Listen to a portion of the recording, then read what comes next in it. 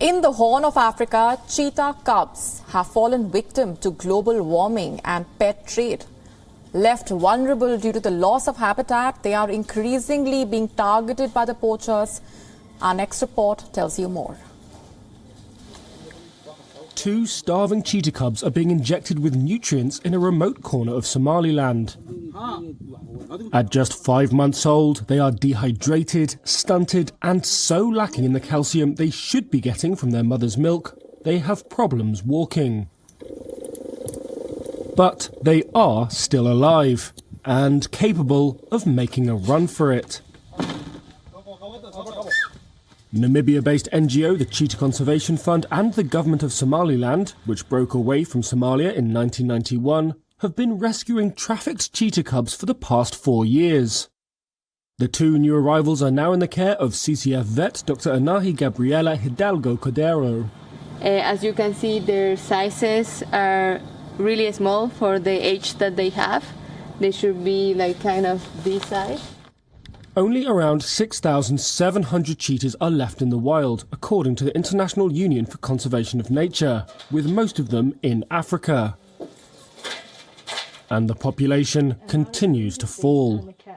Kidnapped cubs are often destined for the exotic pet trade in the Middle East. But CCF founder Dr. Laurie Marker says few understand the suffering that entails.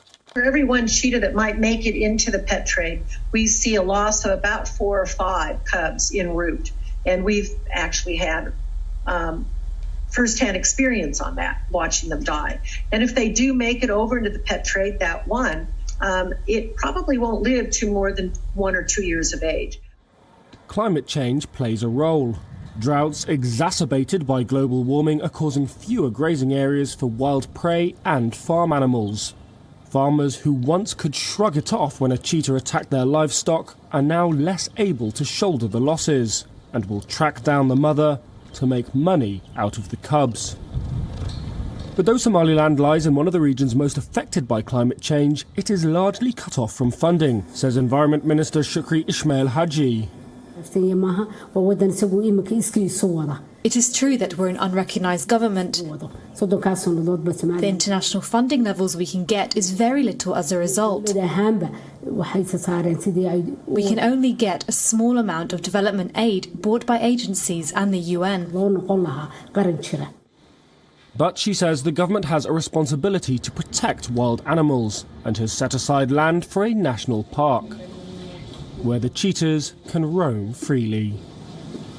WION now available in your country. Download the app now. Get all the news on the move.